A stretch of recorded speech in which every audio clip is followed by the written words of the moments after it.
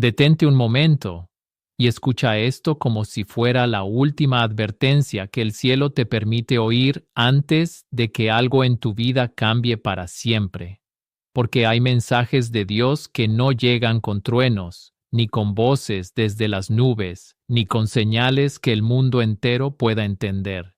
A veces llegan ocultos, cubiertos por el silencio, disfrazados en un nombre, en una presencia, en un testimonio, en una inquietud que no te deja dormir. Y si has llegado hasta aquí, no es por casualidad. Tal vez tu alma ya percibió lo que tu mente todavía no sabe nombrar. Muchos escuchan el nombre de Pater Lucian Fortis y piensan que se trata solo de un hombre, de una figura religiosa, de una historia extraña que despierta curiosidad. Pero no, hay algo más profundo, mucho más inquietante, porque alrededor de ciertos siervos de Dios, de ciertos nombres marcados por la lucha espiritual, se esconden señales que no hablan solo de ellos, hablan de nosotros. Hablan de la batalla que también se libra en tu casa, en tu conciencia, en tus heridas secretas, en tus tentaciones silenciosas.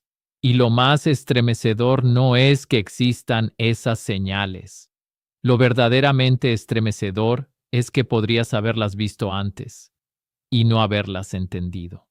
Hay personas que solo reaccionan cuando ya han perdido la paz, cuando la oración se enfría, cuando la familia se fractura, cuando el pecado, al principio pequeño, se convierte en una cadena.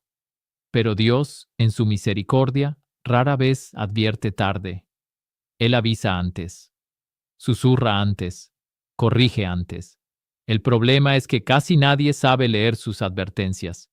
Y por eso hoy quiero hablarte de 7 señales ocultas en Pater Lucian Fortis que revelan un mensaje de Dios, no como un entretenimiento, no como una curiosidad religiosa, sino como una llamada urgente para tu alma. La primera señal es el peso del nombre. Pater nos recuerda al Padre, al guía, al que no vive para sí mismo, sino para custodiar a otros. Lucian evoca la luz, Fortis, la fortaleza. Y aquí aparece la primera herida del corazón moderno. Muchos quieren luz, pero sin obediencia. Muchos desean fuerza, pero sin sacrificio. Muchos anhelan ser guiados, pero rechazan al Padre que corrige. ¿No te parece extraño que en estos tiempos tantos busquen palabras suaves, pero huyan de la verdad que les exige cambiar? Ahí está la señal. Dios no te está llamando solo a sentirte consolado. Te está llamando a volver a la casa del Padre, a caminar en la luz y a resistir con fortaleza. Piensa en esa persona que reza cuando tiene miedo, pero vive como si Dios no tuviera derecho sobre sus decisiones. Piensa en quien pide protección, pero alimenta hábitos que abren puertas al desorden interior. Esa contradicción no es pequeña, es espiritual, porque la luz de Dios no entra en un alma que negocia permanentemente con la oscuridad. El mensaje oculto aquí es claro. No basta con pronunciar el nombre de Dios si tu vida no se deja formar por él. Y espera, porque la segunda señal explica por qué tantos, aun creyendo, siguen sintiéndose vacíos. La segunda señal es el silencio que rodea a las almas verdaderamente marcadas por Dios. Los hombres que han visto de cerca el combate espiritual no suelen hablar como el mundo habla. Hay en ellos una gravedad distinta, una sobriedad que incomoda, un silencio que no es vacío, sino vigilancia. Hoy vivimos rodeados de ruido, pantallas, opiniones, discusiones, distracciones, entretenimiento sin descanso, y en medio de ese estruendo, el alma deja de oír lo esencial. ¿Sabes cuál es uno de los castigos más sutiles de este tiempo? Que muchas personas ya no distinguen la voz de Dios porque se acostumbraron al ruido del mundo. ¿Cuántas veces el Señor quiso corregirte en el silencio de la noche, en una misa, en una mirada de tu madre, en una frase sencilla del Evangelio, pero algo dentro de ti corrió a distraerse, y así, sin darte cuenta, empezaste a vivir lejos de la fuente? El mensaje escondido en esta señal es severo y misericordioso a la vez. Si no recuperas el silencio, no podrás discernir. Y si no disiernes, terminarás llamando bien a lo que te destruye y mal a lo que te salva. Por eso los santos buscaron el recogimiento. Por eso tantos sacerdotes sabios insistían en examinar el corazón antes de hablar, antes de decidir, antes de juzgar. El alma que no calla, no escucha, y la que no escucha, se extravía. La tercera señal es la lucha visible contra lo invisible. Cuando el nombre de un sacerdote, de un exorcista, de un hombre de oración provoca tanta inquietud, no siempre es por la persona. A veces es porque recuerda que el mal existe. Y eso el mundo no quiere aceptarlo. El mundo prefiere decir que todo es psicológico, todo es cultural, todo es relativo. Pero la tradición cristiana jamás negó que exista un combate real. San Pablo habló de una lucha que no es solo contra carne y sangre. Los santos hablaron de tentaciones persistentes.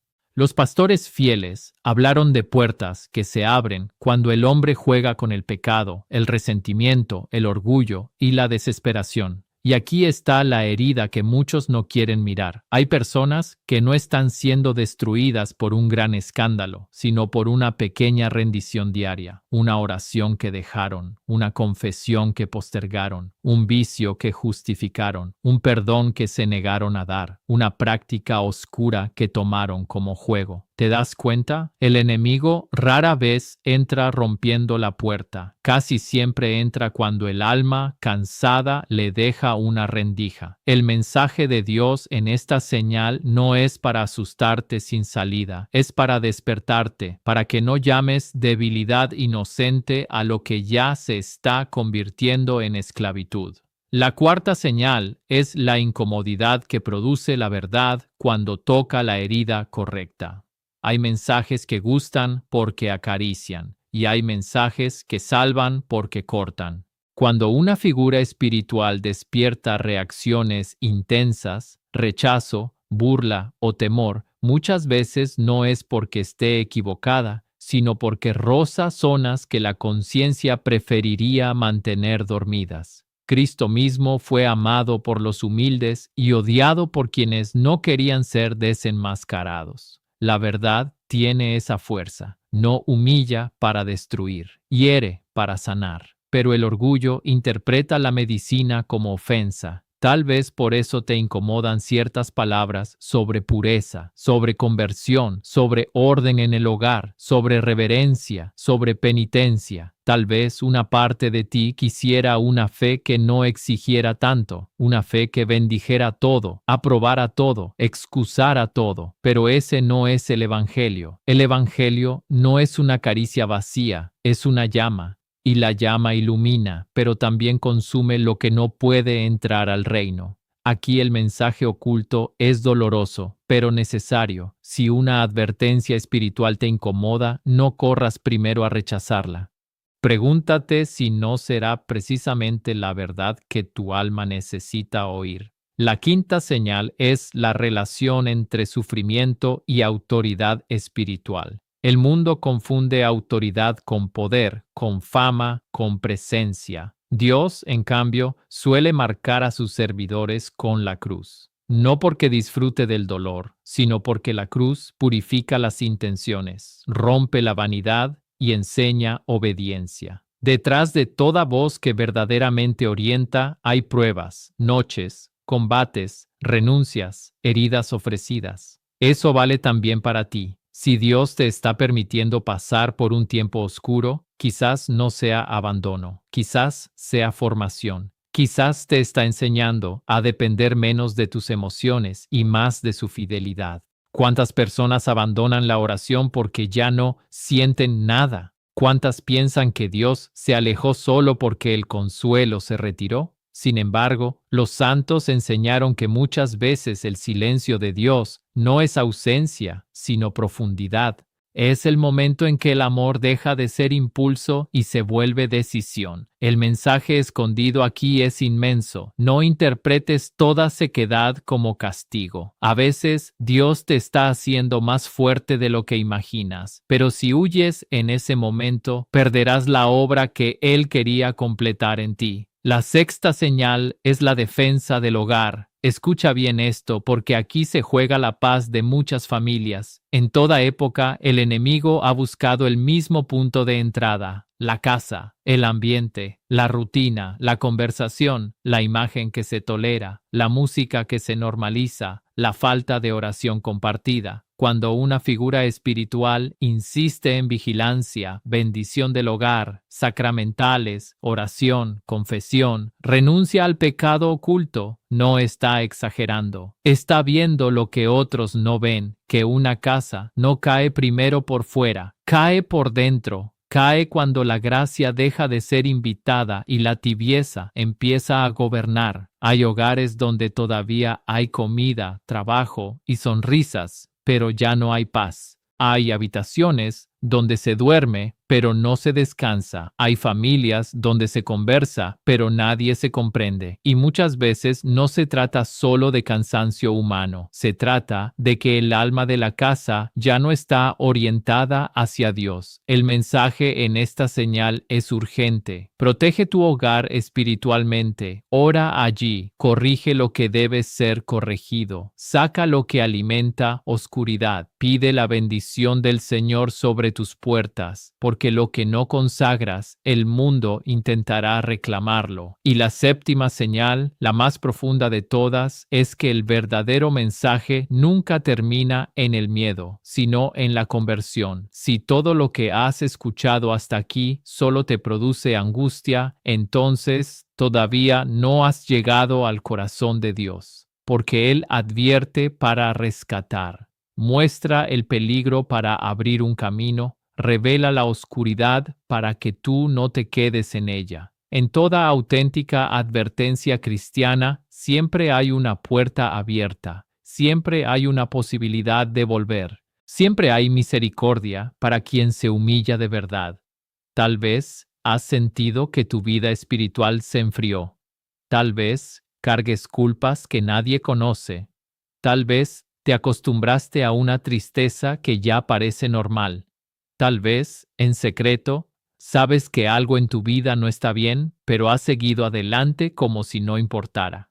Escúchame con toda la seriedad de este momento. Todavía estás a tiempo. Mientras puedas arrepentirte, todavía estás a tiempo. Mientras puedas orar, todavía estás a tiempo. Mientras puedas decir, Señor, sálvame, todavía no está todo perdido. ¿Qué debes hacer entonces? Vuelve a lo esencial, haz silencio, examina tu conciencia sin excusas, confiesa lo que has escondido, reza aunque no sientas nada, lee el Evangelio con humildad, bendice tu casa, perdona, renuncia a lo que sabes que te aparta de Dios. No esperes una señal más espectacular que esta incomodidad santa que estás sintiendo ahora. Muchas veces el primer milagro no es ver algo extraordinario. El primer milagro es dejar de huir de la verdad. Y si te preguntas por qué Dios permitiría que un mensaje tan fuerte llegara a ti de esta manera, la respuesta quizás sea más sencilla de lo que imaginas. Porque te ama demasiado como para dejarte dormido.